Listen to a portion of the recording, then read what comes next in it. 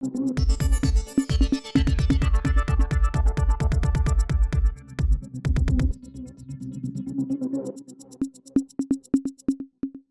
Focus Tamil நேயர்களுக்கு வணக்கம். இன்று நம்மோடு இணைந்திருக்கிறார் அரசியல் விமர்சகர் திரு டாக்டர் ஷர்மிளா அவர்கள். வணக்கம். வணக்கம் தோழர். இன்றைக்கு மகளிர் தினம் மேம். சோ மகளிர் தின நல்வாழ்த்துக்கள்.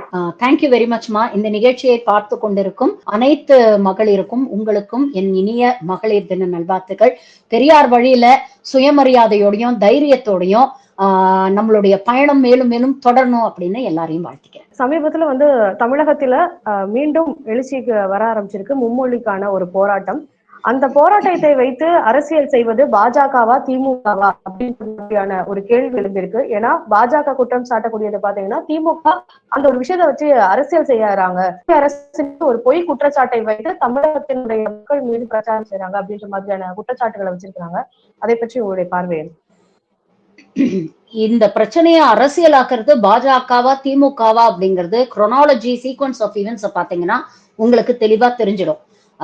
ஏற்கனவே இந்த பிரியம் ஸ்ரீ கல்வி திட்டத்தை, மும்மொழி கல்வி திட்டத்தை, தேசிய கல்வி திட்டத்தை இங்க நடைமுறைப்படுத்தணும் அப்படின்னு சொல்லி ஒன்றிய அரசு தரப்புல இருந்து இவங்களுக்கு லெட்டர் எழுதிடுறாங்க. அதற்கு அப்போ இருந்த தலைமை செயலாளர் நாங்க இதை ஒரு கமிட்டி வச்சு நாங்க இதை பரிசீலனை பண்ணிட்டு நாங்க இதை ஏத்துக்கிறோம் அப்படின்னு அவர் லெட்டர் எழுதியிருந்தாரு. பட் ஆனா ஒன்றிய அரசு தரப்புல இருந்து பரிசீலனை பண்றோம் அப்படிங்கறதே அக்செப்டன்ஸா எப்படி ஏத்துக்கிட்டாங்கன்னு தெரியல. ஏன்னா பெரும்பாலான விவாதங்கள்ல அந்த லெட்டர் தான் இவங்க கோட் பண்ணி சொல்றாங்க.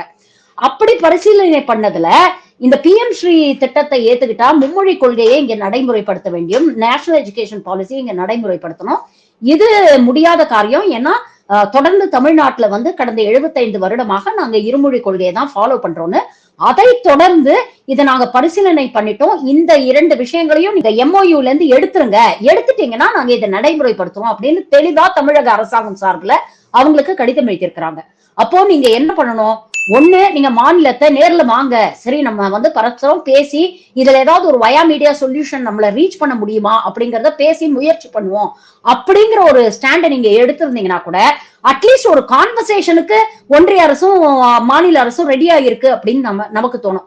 ஆனா ஒன்றிய கல்வித்துறை அமைச்சர் தர்மேந்திர பிரதான் காசி தமிழ் சங்கமத்துல நின்னுக்கிட்டு ரொம்ப தெனாவட்டா ஒரு பிரஸ் மீட் கொடுக்குறாரு. அதுல சொல்றாரு, நீங்க இதை ஏத்துக்கிட்டாதான் உங்களுக்கு நாங்க நிதியை ரிலீஸ் பண்ணுவோம், இல்லைன்னா உங்களுக்கு நிதி கிடையாது அப்படின்னு சொல்றாரு. எந்த நிதி கிடையாதுன்னு சொல்றாரு? ஒருங்கிணைந்த பள்ளி கல்வி திட்டத்தின் கீழ் 2152 கோடி நமக்கு வர வேண்டியது. இது PM ஸ்ரீ நிதி இல்ல, இது ஏற்கனவே நமக்கு வர வேண்டியது. இந்த நிதி இவ்வளவு தமிழ்நாட்டுக்கு கொடுக்கணும் அப்படின்னு ஏற்கனவே ஒன்றிய பட்ஜெட் தாக்கல் செய்து பார்லிமெண்டால இது அப்ரூவ் பண்ணப்பட்டிருக்கு. பினான்ஸ் கமிஷன்லயும் டிஸ்கஸ் பண்ணி அப்ரூவ் பண்ணப்பட்ட ஒரு தொகை. அப்போ இத நீங்க இல்ல இப்போ நீங்க இது எல்லாத்தையும் அப்ரூவ் பண்ணி பார்லிமெண்ட்ல பாஸ் பண்ணதுக்கு அப்புறம் இந்த தொகையை நீங்க கொடுக்க மாட்டேன்னு சொல்றது இட் இஸ் ஆன்டி கான்ஸ்டிடியூஷனல். அதை நீங்க முதல்ல புரிஞ்சுக்கணும். இது அரசியலமைப்பு சட்டத்துக்கே எதிரானது. இது சம்பந்தமா தமிழ்நாடு அரசு கோர்ட்டுக்கு போச்சுன்னா, இப்ப ஆளுநருக்கு எதிராக நம்ம எப்படி கோர்ட்டுக்கு போயிருக்கோமோ, தர்மேந்திர பிரதானுக்கு எதிராக நம்ம போய் கேஸ் போட்டோம்னா அவர் அங்க கோர்ட்ல பதில் சொல்ல வேண்டி வரும். அப்ப கோர்ட் இதே கேள்வியை கேட்கும், இதை நீங்க அலோகேட் பண்ணி பார்லிமெண்ட்ல பாஸும் பண்ணிட்டீங்களே அப்படின்னு கேட்கும்.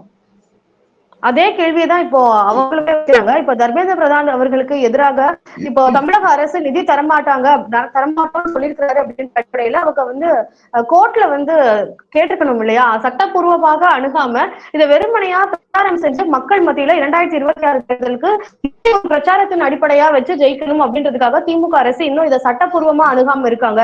மாநில அரசால நிதி தரமாட்டேன்னு சொல்லவே முடியாது. அப்படி சொல்றாங்க அப்படின்னா சட்டப்பூர்வமாக அணுக வேண்டியதானே அப்படின்னு சொல்லி எல்லாத்துக்கும் சட்டப்பூர்வமா போய் தான் அணுகணும், எல்லாத்துக்கும் கோர்ட் மூலமா தான் தீர்வு காணணும்னா அப்புறம் ஒன்றிய அரசுன்னு எதுக்கு இங்க உட்கார்ந்து இருக்கீங்க? நீங்க எல்லாத்துக்குமே உங்ககிட்ட சண்டை போடணும், எல்லாத்துக்குமே கோர்ட் வாசப்படியில போய் நிக்கணும் அப்படின்னா எதுக்கு பெடரல் சிஸ்டம் ஆஃப் கவர்மெண்ட்னு பேசுறோம்? எதுக்கு மத்திய மாநில கூட்டாட்சின்னு பேசுறோம்? எதுக்கு உங்களெல்லாம் எலெக்ட் பண்ணி நாங்க பார்லிமெண்ட்டுக்கு அமைச்சிருக்கோம்? நீங்க எல்லாம் ரெஸ்பான்சிபிளா பிஹேவ் பண்ணுவீங்க, ஏதாவது ஒரு பிரச்சனைனா பேசி தீர்த்து முடிவு பண்ணுவீங்க அப்படிங்கிறதுக்காகத்தானே. எங்கேயாவது ஒரு இடத்துல ஒன்றிய கல்வித்துறை அமைச்சரையோ ஏதாவது ஒரு இடத்துல ஒன்றிய கல்வித்துறை அமைச்சரையோ இல்ல பிரதமரையோ இல்ல நிதி அமைச்சரையோ இங்க இருக்கக்கூடிய மாண்புமிகு முதலமைச்சர் தரக்குறைவா பேசியிருக்கிறாரா இல்ல அவமானப்படுத்தி இருக்கிறாரா? நமக்கு நியாயமா வர வேண்டிய நம்ம உரிமையை கேட்கிறாருங்க. நாம காலங்காலமா பின்பற்றக்கூடிய ஒரு கொள்கையை முன்வைக்கிறாரு. இந்த கொள்கையை நாம பின்பற்றி இதை சக்சஸ்ஃபுல் ஆக்கி இதற்கான டேட்டாவும் நம்ம கையில வச்சிருக்கிறோங்க. ஆனா மாறாக இந்த ஒன்றிய அரசு சொல்லக்கூடிய இந்த மும்மொழி கொள்கைய இவங்க முழுமையா எவ்வளவு வடக்குல இருக்கக்கூடிய மாநிலங்கள்ல, பாஜக ஆளக்கூடிய மாநிலங்கள்ல இவங்க நடைமுறைப்படுத்திருக்காங்க. உத்தரப்பிரதேஷ்ல எத்தனை பள்ளிகள்ல மும்மொழி கொள்கை நடைமுறையில இருக்கு? மூணாவதா எந்த மொழியை அந்த குழந்தைங்களுக்கு கத்துக் கொடுக்குறாங்க? அதுக்கு எத்தனை ஆசிரியர்கள் இவங்க நியமிச்சிருக்கிறாங்க? அங்க இருக்கக்கூடிய அந்த குழந்தைகளுக்கு இந்த 3 லாங்குவேஜ்ல கற்றல் திறன் எப்படி இருக்கு? இது எதுக்காவது ஒரு டேட்டா இவங்களால கொடுக்க முடியுதா? தொடர்ந்து விவாதங்கள்ல இதான் கேட்டுட்டு இருக்கோம். நாம கொடுக்குறோம்ல டேட்டா. இருமொழி கொள்கை மூலமா எப்படி இங்க வந்து கிராஸ் என்ரோல்மெண்ட் ரேஷியோ அதிகமாயிருக்கு, எப்படி கற்றல் திறன் அதிகமாயிருக்கு, எப்படி டிராப் அவுட்ஸ் கம்மியாயிருக்கு, எவ்வளவு பேர் வந்து சக்சஸ்ஃபுல்லா இருக்கிறாங்க, எவ்வளவு பேர் சிலிக்கன் வேலிலையும் வால் ஸ்ட்ரீட்லயும் போய் ஒர்க் பண்றாங்க, இவ்வளவு தரவுகள் நாம கொடுக்குறோங்க. ஏதாவது ஒரு விஷயத்துக்கு எவ்வளவு தரவுகள் கொடுக்க முடியுதா? அப்போ ஒண்ணு நீங்க எஜுகேஷன்ல எக்ஸ்பர்ட்டா இருக்கணும், அதற்கான சில விஷயங்களை நடைமுறைப்படுத்தி அதுல ரிசல்ட்ஸ் காமிச்சவங்களா இருக்கணும். இது ரெண்டுமே இல்லாம நீங்க சொல்றத கண்மூடித்தனமா எக்ஸ்பெரிமெண்டல் பேசிஸ்ல நாங்க எடுத்துக்கணும் அப்படிங்கிறதுக்கு என்னங்க தேவை இருக்கு? இதுதானே ஒரு அரசாங்கம் நியாயமா தானே கேக்குது. இப்ப தேர்ட் லாங்குவேஜா இந்தியால இருக்கக்கூடிய எந்த லாங்குவேஜஸ்னாலும் கத்துக்கலாம் அப்படின்னு சொல்லும் பொழுது ஹிந்தியை திணிக்கிறாங்க அப்படின்னு சொல்றதே முதல்ல ஒரு தவறான விஷயம். ஹிந்தியை திணிக்கிறாங்கன்றதை எந்த அடிப்படையில சொல்றீங்க அப்படின்னு ஒரு கேள்வி எழுப்புறாங்க இல்லையா? ரொம்ப சிம்பிள்ங்க. இங்க இருக்கக்கூடிய கேந்திரிய வித்யாலயா பள்ளிகள் அரசு, ஒன்றிய அரசு பள்ளிகள் தானே. இங்க மும்மொழி கொள்கை தானே நடைமுறையில இருக்கு. அப்ப தாய்மொழியும் மற்ற ஒரு மொழியும் தவிர அவங்க மூன்றாவதாக எந்த மொழி வேணா தமிழ்நாட்டுல இருக்கக்கூடிய இந்தியாவில இருக்கக்கூடிய எந்த மொழி வேணாலும் கத்துக்கலாம்னு சொல்றாங்க. ஆனா குறைஞ்சபட்சம் இந்தியால அபிஷியல் லாங்குவேஜஸ் ரெகக்னைஸ் பண்ணிருக்கக்கூடிய 22 மொழிகள் இருக்குல்ல, அந்த மொழிகள் ஏதாவது 22 மொழிகள்ல ஏதாவது ஒரு மொழிய தமிழ்நாட்டுல இருக்கக்கூடிய ஒரு கேந்திர வித்யாலயா பள்ளியில சொல்லி கொடுக்குறாங்களா சொல்லுங்க? தமிழுக்கு ஒரு ஆசிரியர் கிடையாதுங்க. கர்நாடகா கேந்திர வித்யாலயா பள்ளிகள்ல கன்னடம் சொல்லி கொடுக்கறதுக்கு ஆசிரியர்கள் கிடையாது. நேத்து ஹிந்துல ஆர்டிகல் வந்திருக்குங்க. ஹிந்தி பெல்ட்ல ஹிந்தி பேசக்கூடிய மாநிலங்கள்ல, ஹிந்தியை தாய்மொழியா கொண்ட மாநிலங்கள்ல 90% மேற்பட்டோர் 2வது மொழி கத்துக்கிறதுக்கே இன்ட்ரெஸ்ட் காமிக்க மாட்டேங்கிறாங்களாம். ஆனா நான் ஹிந்தி ஸ்பீக்கிங் நான் முடிச்சிடுறேன். நான் ஹிந்தி ஸ்பீக்கிங் ஸ்டேட்ஸ்ல 3வது மொழி கத்துக்கிறதுக்கு ஆட்டோமேட்டிக்கா ஆர்வம் காட்டுறாங்க. அதை இங்க இருக்கக்கூடிய அரசாங்கம் தடுக்கலையே. யாரும் ஹிந்தி பேசக்கூடாது, யாரும் ஹிந்தி கத்துக்க கூடாதுன்னு யாருமே இங்க வந்து சொல்லலையே. அரசாங்க பள்ளிகள்ல நாங்க நடைமுறைப்படுத்த மாட்டோம், எங்களுடைய கொள்கை இருமொழி கொள்கைன்னு தான் சொல்றாங்க. தமிழ்நாட்டுல தான் ஹிந்தி பிரச்சார சபாவுடைய ஹெட் குவார்டர்ஸ் இருக்கு. இங்கதான் அதிகம் ஹிந்தி கத்துக்கிறவங்களும் இருக்கிறாங்க. அப்ப உங்களுக்கு என்ன பிரச்சனை? அதே மாதிரி இப்ப திமுக நடத்தக்கூடிய சிபிஎஸ்இ பள்ளிகள்லயும் ஹிந்தி கத்துக் கொடுக்கறாங்க, இதுக்கு காரணம் மத்திய அரசு தான் அப்படின்னு சொல்லி மக்களை ஏமாத்துறாங்கன்னு சொல்லி ஒரு குற்றச்சாட்டும் வைக்கிறாங்க. ஏங்க சிபிஎஸ்இ பள்ளிகளுடைய சிலபஸை யாரு டிசைட் பண்றா? சிபிஎஸ்இ பள்ளிகள் யார் மூலமாக நடத்தப்படுது? யாருடைய கண்ட்ரோல்ல வருது? அப்ப அங்க ஹிந்தி கத்துக் கொடுக்கறாங்கன்னா இதுல என்ன பெரிய ஆச்சரியம் இருக்க முடியும்? ஆனா தமிழ்நாட்டுல ஒரு ஸ்கூல் இருக்கு. இது எவ்வளவு அபத்தமான ஒரு கேள்வி இல்ல இது. இவங்க சொல்றாங்கல்ல, அரசு பள்ளி மாணவர்களுக்கு நீங்க ஒரு வாய்ப்பை மறுக்கிறீங்க அப்படின்னு இவங்க பேசுறாங்கல்ல. இவங்களோட பிஎம் ஸ்ரீ கல்வி திட்டம் அப்படிங்கிறது எல்லா பள்ளிகளுக்குமா, எல்லா அரசு பள்ளிகளுக்குமா? இல்ல, ஒட்டுமொத்த இந்தியாவில வெறும் 14,000 பள்ளிகளை தேர்ந்தெடுப்பாங்க. அதுவும் ஏற்கனவே சிறப்பாக இயங்கக்கூடிய பள்ளிகள். இங்க இருக்கக்கூடிய மாநில அரசுகள் கல்வியை சொல்லிக் கொடுத்து மாணவர்களை கஷ்டப்பட்டு தேத்தி அவங்க கற்றல் திறன் எல்லாம் இம்ப்ரூவ் பண்ணி ரெடி பண்ணி வச்சா, இவங்க வந்து பிஎம் ஸ்ரீ போர்டை மட்டும் ஒட்டிட்டு அதுல 60% ஃபண்டை மட்டும் கொடுத்துட்டு பாருங்க நாங்க வந்து சிறந்த பள்ளிகளை உருவாக்கிட்டோம் அப்படின்னு ஒரு பொய் பிரச்சாரம் பண்றாங்க. இப்ப சொல்லுங்க, யாரு பொய் பிரச்சாரம் பண்றாங்க? அப்போ எல்லாருக்கும் ஒரே பெனிஃபிட் வரணும்னு பேசுறாருல அண்ணாமலை. பிரைவேட் ஸ்கூல்ல படிக்கிற குழந்தைங்களுக்கு இருக்கக்கூடிய அதே கல்வி வந்து அரசாங்க பள்ளிகள் இருக்கக்கூடிய மாணவர்களுக்கும் கிடைக்கணும் தானே சொல்றாங்க. ஏன் அரசாங்க பள்ளிகள் எல்லாத்தையும் பிஎம் ஸ்ரீ பள்ளிகளை மாத்த மாட்டேங்கிறீங்க? ஏன் குறிப்பிட்ட பள்ளிகளை மட்டும் மாத்தணும்னு நினைக்கிறீங்க? இது அரசாங்க பள்ளி மாணவர்களுக்கு செய்யற துரோகம் இல்லையா? இதெல்லாம் யார் கேள்வி கேட்கறது? இப்போ அதே மாதிரி இந்த மும்மொழி கொள்கையை ஏற்காத காரணத்தினால நிதி கொடுக்கல அப்படின்னு சொல்லி ஒரு தவறான பிரச்சாரம் வந்து தமிழக அரசு மேற்கொள்ளுது அப்படின்ற ஒரு குற்றச்சாட்டு வைக்கிறாங்க. அந்த ஒரு விஷயம் குறித்து இப்ப அந்த நிதியை வந்து நேரடியாக மத்திய அரசே மாணவர்களுடைய வங்கியில வந்து போட போறதாகவும் அல்லது அவங்களுக்கு பயன்படுத்துற வகையில லேப்டாப் இந்த மாதிரியான விஷயங்கள் எல்லாம் கொடுக்கலாம் அப்படின்ற ஒரு திட்டத்தை வந்து அமல்படுத்தலாம். இது நல்ல திட்டம்னு சொல்லி அமித்ஷா அவர்களும் அமல்படுத்த போறதாக குறிப்பிட்டிருக்காங்க. நேரடியாக தமிழக அரசினுடைய அந்த ஒரு மீடியேட்டரா அவங்க இல்லாம நேரடியா நாங்களே பண்ணிக்கிறோம், மீதி இருக்கக்கூடிய நிதியை நாங்க பண்றோம் அப்படின்ற மாதிரி சொல்லியிருக்காங்க. இது என்னமோ இவங்க புதுசா ஒரிஜினலா கண்டுபிடிச்ச ஐடியா மாதிரி இந்த சங்கி கூட்டம் பேசிட்டு இருக்குங்க. நாமெல்லாம் லேப்டாப் எல்லாம் 10 வருஷம் முன்னாலேயே கொடுத்து முடிச்சிட்டோம். நீங்க என்ன புதுசா வந்து கொடுக்க போறீங்க? இன்னைக்கு இருக்கக்கூடிய கல்விகள் அரசு பள்ளிகள்லாம் ஸ்மார்ட் கிளாஸ் நடத்திட்டு இருக்கோம், இன்டராக்டிவ் கிளாஸஸ் நடந்துட்டு இருக்குங்க, லாங்குவேஜ் லேப்ஸ் நடக்குது, அவ்வளவு தூரம் பண்ணிட்டு இருக்கோம். நீங்க வந்து ஒரு லேப்டாப் கொடுத்ததுனால இது எப்படி தெரியுமா? இன்னைக்கு கையெழுத்து இயக்கம் அப்படிங்கிற பேர்ல இந்த குழந்தைங்களுக்கு எல்லாம் போய் 5 ரூபாய் பிஸ்கெட் பாக்கெட்டை காமிச்சு லஞ்சமா கொடுத்து கையெழுத்து வாங்கினாங்க தெரியுமா? அந்த மாதிரி ஓட்டு பிச்சை எடுக்கிறதுக்கு இன்னொரு வேலை பாருங்க. நாங்க பள்ளிங்களுக்கு அரசு பள்ளி பிள்ளைகளுக்கு நாங்க லேப்டாப் கொடுத்துட்டோம், அதனால பிஜேபிக்கு ஓட்டு போடுவாங்க. நாளைக்கு வெக்கமே இல்லாம இந்த பக்கம் லேப்டாப் கொடுத்துட்டு அந்த பக்கம் ஓட்டு கேட்பானுங்க. இதெல்லாம் நாங்க 10 வருஷம் முன்னாலேயே பண்ணிட்டோமே. அந்த ஓட்டு கேட்கறதுல வந்து இப்போ லேப்டாப் கொடுத்து ஓட்டு வாங்கணும் அப்படின்ற அந்த ஒரு சிஸ்டம் வந்து மீண்டும் இப்போ பிஜேபி கையில எடுத்தா அது பிஜேபிக்கு ஒர்க் அவுட் ஆகுமா தமிழகத்துல? எப்படிங்க ஒர்க் அவுட் ஆகும்? எப்படிங்க ஒர்க் அவுட் ஆகும்? இங்க எதுக்கு இந்த நிதியை கேட்கிறோம்? இந்த 2152 கோடியை நாம எதுக்கு கேட்கிறோம்? பள்ளிகளோட இன்ஃப்ராஸ்ட்ரக்சரை இம்ப்ரூவ் பண்ணோம், டீச்சர்ஸ் உடைய சாலரிஸ் இருக்கு, டெக்ஸ்ட் புக் செலவு இருக்கு, யூனிஃபார்ம் செலவு இருக்கு, எத்தனையோ அத்தியாவசிய செலவுகள் இருக்கு இல்லையா? அதற்காகத்தானே கேட்கிறோம்.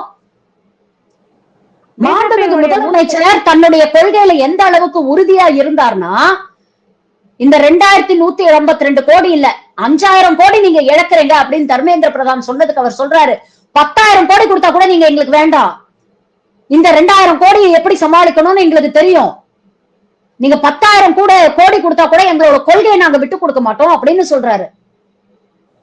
அப்ப இதுல இருந்து தெரியணும் யாரு மக்களுக்காக பேசுறாங்க, யாரு ஓட்டுக்காக பேசுறாங்க அப்படிங்கிற வித்தியாசத்தை இங்க இருக்கக்கூடிய மக்கள் உணர்வாங்க. ஒவ்வொரு வீட்லயும் இருப்பாங்க. ஒவ்வொரு வீட்லயும் தமிழ்நாடு திராவிட அரசுகள் மூலமாக பயன்பெற்ற முதல் தலைமுறை பட்டதாரி இன்னைக்கு தமிழ்நாட்டுல ஒவ்வொரு வீட்லயும் இருப்பாருங்க. ஒண்ணு கலைஞர் ஆட்சியில, இல்ல ஜெயலலிதா ஆட்சியில, இல்ல எம்ஜிஆர் ஆட்சியில, இல்ல ஸ்டாலின் ஆட்சியில அவங்க பயன்பெற்றிருப்பாங்க.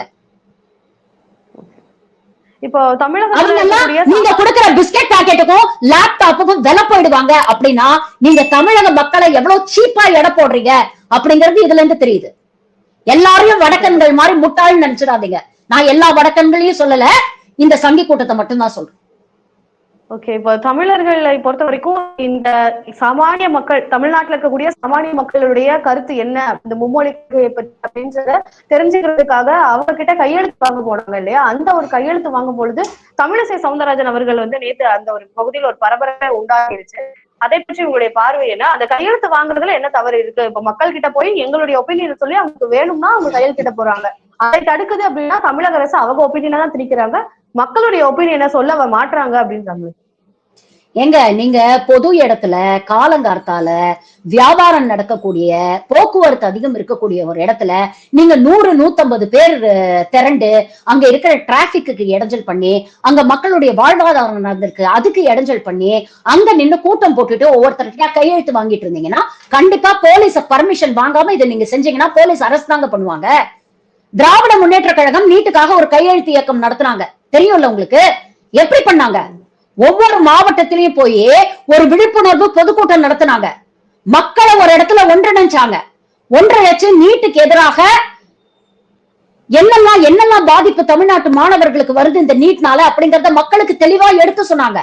மக்கள் கன்வின்ஸ் ஆனதுக்கு அப்புறம் அந்த கையெழுத்து போட்டாங்க. நீங்க அதையா பண்றீங்க? இந்த கையில பிஸ்கெட் பாக்கெட் கொடுத்துட்டு அந்த இடத்துல கையெழுத்து வாங்குறீங்க. இதெல்லாம் உங்களுக்கே அரசியல் கேவலமா தெரியல? ஒரு பிஸ்கெட் பாக்கெட்டுக்கு மயங்கிடுவாங்கன்னு நினைக்கிறீங்களா? திமுக அரசும் அப்ப மாணவர்கள் கிட்ட கையெழுத்து வாங்கினாங்களே, அப்ப அது மாணவர்கள் கிட்ட எப்படி கையெழுத்து வாங்கினாங்க? பள்ளி கல்வி மாணவர்கள் கிட்ட கையெழுத்து வாங்கினாங்க. பொதுக்கூட்டம் நடத்தி அங்க பெற்றோரோட வந்த மாணவர்கள் கிட்ட கையெழுத்து வாங்கினாங்க. இது சட்டப்படி குற்றம் இல்லையா? மைனர் குழந்தைங்க கிட்ட போய் நீங்க பிஸ்கெட்டை கொடுத்து கையெழுத்து வாங்குறது சட்டப்படி குற்றம் இல்லையா? இது ஒரு விதமான அச்சுறுத்தல் இல்லையா? பெற்றோர்கள் வந்து ஸ்கூலுக்கு போகும்போது பாத்து போப்பா, தெரியாதவன் யாராவது வந்து பிஸ்கெட்டோ சாக்லேட்டோ கொடுத்தா வாங்கிராத அப்படின்னு சொல்லுவாங்க, பூச்சாண்டி அப்படின்னு சொல்லி பயமுறுத்துவோம். இப்ப பூச்சாண்டியோட சேர்த்து பிஜேபியும் சொல்லணும் போல் இருக்கு. எந்த நேரத்துல எதை கொண்டு வந்து கொடுப்பாங்கன்னு தெரியாது. இதுதான் கையெழுத்து இயக்கமா? இதுதான் நீங்க நடத்துற கையெழுத்து இயக்கத்தின் லட்சணமா? எவ்வளவு அபத்தமா இருக்குல்ல. சமக்கல்வி எங்கள் உரிமை, அதுக்காக நாங்க இந்த ஒரு விஷயத்துல ஈடுபடுறோம்னு சொல்லிருக்காங்க. சமக்கல்வி உங்கள் உரிமைனா முதல்ல அந்த சமக்கல்வியை பிஜேபி ஆளக்கூடிய மாநிலத்துல வந்து நீங்க நடைமுறைப்படுத்த சொல்லுங்க. இன்னைக்கு செய்தி சொல்லட்டுமா?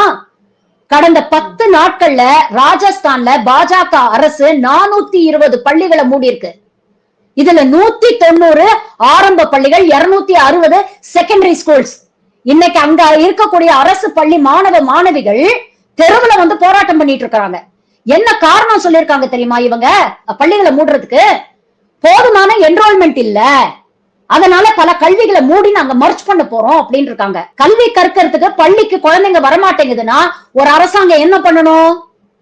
அந்த குழந்தைங்க ஏன் வரல, என்ன காரணத்தினால வரல, அவங்களை எப்படி கல்லூரிக்கு பள்ளிக்கு வர வைக்கலாம் அப்படிங்கறத யோசிக்கணுமா இல்லையா? அதுதானே தமிழ்நாடு அரசு செய்யுது. இல்லம் தேடி கல்வின்னு போடுறோம், காலை உணவு திட்டம்னு போடுறோம், ஸ்கூலுக்கு வாங்க மதிய உணவு இருக்குன்னு சொல்றோம். பள்ளி கல்வியோட நிறுத்திடாதீங்க, புதுமை பெண்ணு நான் முதல்வன் திட்டம் கொடுக்கிறோம். கல்லூரி படிப்பை முடிச்சதுக்கு அப்புறமும் நான் அவங்களுடைய திறன் மேம்பாட்டுக்கான ஸ்பெஷல் பயிற்சி கொடுக்கிறோம், இலவச பஸ் பாஸ் கொடுக்கிறோம். எதுக்கு இதெல்லாம் பண்றோம்? கலைஞர் அவருடைய காலகட்டத்துல ஒரு சட்டம் கொண்டு வந்தாருங்க. 1 கிலோமீட்டருக்கு ஒரு ஆரம்ப பள்ளி, 3 கிலோமீட்டருக்கு ஒரு நடுநிலை பள்ளி, 5 கிலோமீட்டருக்கு ஒரு உயர்நிலை பள்ளி இருக்கணும் அப்படின்னு சொன்னாரு. எதுக்கு சொன்னாரு? ஏன்னா இங்க எல்லாருக்கும் ஆக்சஸ் டு எஜுகேஷன் இருக்கணும். என் வீட்டு பக்கத்துல எனக்கு பள்ளி இல்ல, அதனால நான் படிக்க போலன்ட்டு எந்த குடும்பத்திலும் எந்த குழந்தையும் எந்த பெற்றோரும் சொல்லக்கூடாது அப்படிங்கிறது தானே அதோடைய நோக்கம். இன்னைக்கு நீங்க இவ்வளவு பள்ளிகளை மூடினீங்கன்னா அதனால பாதிக்கப்பட போறது யார் தெரியுமா? முதல்ல பெண்கள் தான் பாதிக்கப்படுவாங்க.